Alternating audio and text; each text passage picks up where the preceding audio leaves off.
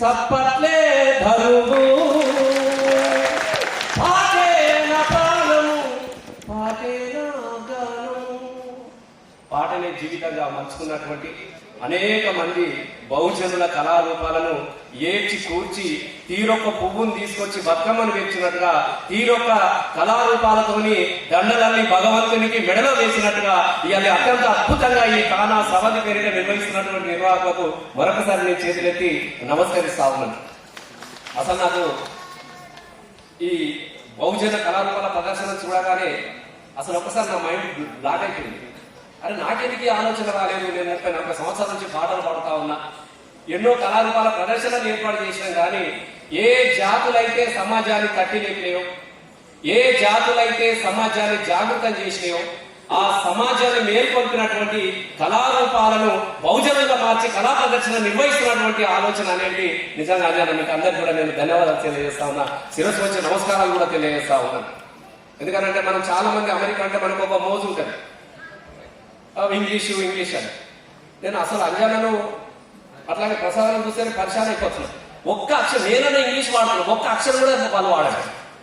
వాళ్ళ మాటల్లో ఎక్కడ కూడా ఒక్క అక్షరం కూడా ఇంగ్లీష్ అన్న పదం కాదు. అసలు మేమే ఇబ్బందిగా వెతుకోవాల్సి వస్తా ఉన్నది.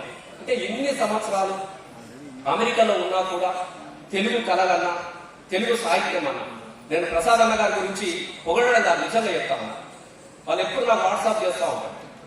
అసలు ఎంత అద్భుతం అంటే తెలుగు సాహిత్యం పట్ల కానీ తెలుగు రచయితలను కానీ తెలుగులో సాహిత్య పరిశోధనలు కానీ వాళ్ళందరినీ వెతికి ఎప్పుడు వారు జూమ్ ద్వారా కానీ వాట్సాప్ ద్వారా కానీ కరోనా టైంలో కూడా వారు సాహిత్య నిర్వహణ చేసి కరోనా బాధితులకు కూడా వారు జాగృతం చేశారు. అంటే సాహిత్యం ద్వారా భరోసా ఇచ్చినటువంటి ఒక గొప్ప సాహిత్యానికి. కాబట్టి వారి తాను అధ్యక్షుగా ఉండడం కూడా సాహిత్యానికి చాలా నేను వారికి కళాకారులు తెలియజేస్తా ఉన్నాను.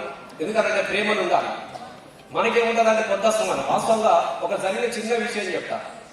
నేను 2వసారి ఎమ్మెల్యేనైనా తెలంగాణ రాష్ట్ర ప్రభుత్వంలో గౌరవ ముఖ్యమంత్రి కేసీఆర్ గారు తెలంగాణ ఉద్యమాన్ని నడిపినారు కాబట్టి నాకు సాంస్కృతిక సారథి క్యాబినెట్ మినిస్టర్ హోదాలో నాకు ఆ గౌరవం ఇచ్చినారు.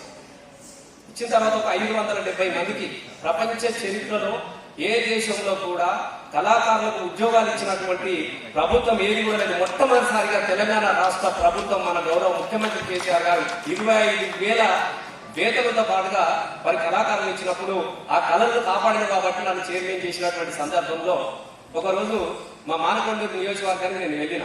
ఇది వాస్తవంగా అంజన జరిగిన విషయం.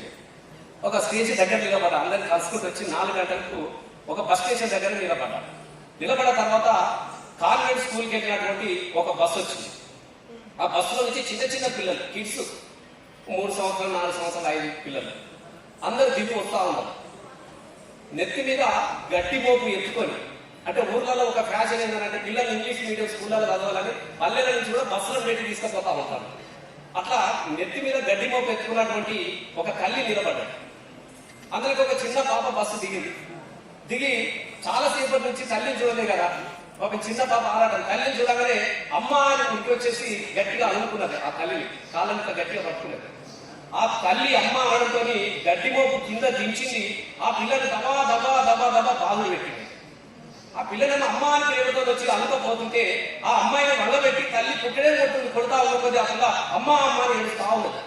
నేను ఎమ్మెల్యేనైతే చూసుకుంటా ఊరుకుంటలే కదా, ఈయన ఎమ్మెల్యే పట్టించుకుంటాడు అనుకుంటారని ఇక దగ్గరికి పోతే నేను దగ్గర ఏందమ్మా పాప అమ్మ అని చెప్పేసి ఆ పాప ఊరికి వస్తుంటే నువ్వు వంగబెట్టి దబా దబా కొడుతా ఉన్నావు, ఏమైందమ్మా అంటే ఆ తల్లి ఒక మాట చెప్పి, ఏం చెప్పాలా సార్, 10,000 రూపాయలు పుస్తకాలకు కట్టిన సార్, 25,000 రూపాయలు స్కూల్లో కట్టిన సార్, మా పిల్లలందరూ ఇంగ్లీష్ మీడియం చదవాలని చెప్పి పంపించిన సార్, పొడగబట్టుకొని ఇంటి ముంగట కాటి పాపల ఎంకటరాముడు పాల సంతులా గనగనగంట ఏవి మన పల్లెల్లోనా, ఏవి మన పల్లెల్లోనా అని మేము ఆనాడు పాడుకునేది. ఇవాళ పల్లె కళారూపాలని కళ్ళ ముందు ఆవిష్కరించినందుకు మరొకసారి ప్రాణవారికి నేను హృదయపూర్వకంగా ధన్యవాదాలు తెలియజేస్తూ ధన్యవాదాలు.